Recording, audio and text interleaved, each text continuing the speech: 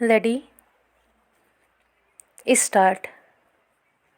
एक रात मोहन और उसका एक दोस्त सोहन मोहन की छत पर बैठे बातें कर रहे थे कि उन्होंने पड़ोस की छत पर कुछ कानाफूसी सुनी, जिसकी आहट पाकर वह चुपचाप ही दीवार के करीब आ गए और उन्होंने केवल एक बार मोहन एवं सुंदरी का नाम सुना और मोती, उसकी माँ रूपा और मोती के भाई श्रवण, गोपी और रामू, जो दूर उसी गांव में रहते थे, अपनी माँ के साथ मंत्रणा कर रहे थे कि सुंदरी ने खानदान की इज्जत मिट्टी में मिला दी विराम।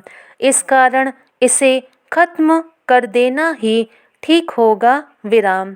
बातचीत के दौरान उनके कान में धतूरे का शब्द भी सुनाई दिया था। उसके बाद वह और कुछ नहीं सुन सके विराम। इसके बाद सोहन ने मोहन से कहा कि उसकी और सुंदरी की अब खैर नहीं लगती विराम। दूसरे दिन दोपहर 12 बजे को मोती के घर से रोने की आवाज़ आई और कुछ देर बाद पता चला कि सुंदरी की मृत्यु हो गई विराम। मोहन एक अधिवक्ता के सलाह पर थाने में रिपोर्ट कर आया कि सुंदरी की रहस्यमय मृत्यु वास्तव में हत्या है विराम। मोती के पड़ोसी ने भी पुलिस में इसी आशय का टेलीफोन किया। पुलिस में गांव में आई विराम। सुंदरी के शव को कब्जे में लेकर शव परीक्षण के लिए भेजा, जिसका मोती, गोपी आदि ने विरोध किया तथा पुलिस ने तत्परता से तलाशी ली तो रसोई में गुथा हुआ आटा मिला विराम। पुलिस ने उसे कब्जे में ले लिया विराम। सब परीक्षण कराने के बाद लाश को जलाने के लिए दे दिया विराम। आटे की जांच से पता चला कि उसमें धतूरा मिला था। यही बात सुंदरी के विसरा जांच से भी पता चली विराम। बाद में मामले का अन्वेषण कर मजिस्ट्रेट के समक्ष पेश हुआ और उन्होंने इसे न्यायालय को सुपुर्द किया विराम।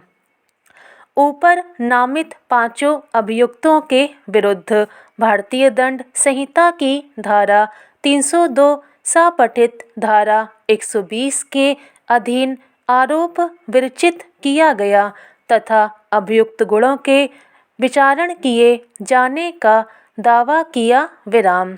अभियुक्तगण का कथन है कि सुंदरी एक बदचलन स्त्री थी और मोहन से उसका अवैध संबंध था।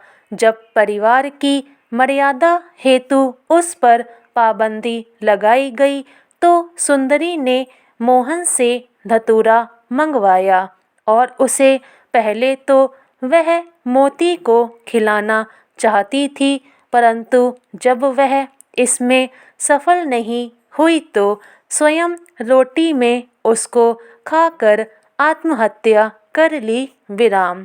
मोती से गांव वाले ईर्ष्या करते हैं, इस कारण पुलिस से मिलकर साजिशन उसे मिथ्या एवं मनगढ़ंत आरोप में फंसा दिया है विराम। अभियोजन पक्ष की ओर से PW1 मोहन, PW2 पूरन, Sohan, PW3 चिरमोली, PW4 Shrimati Gambhiri, PW5 doctor Shyam हरित को परीक्षित कराया गया विराम। अभियुक्त की ओर से बोधू DW2 को परीक्षित कराया गया विराम।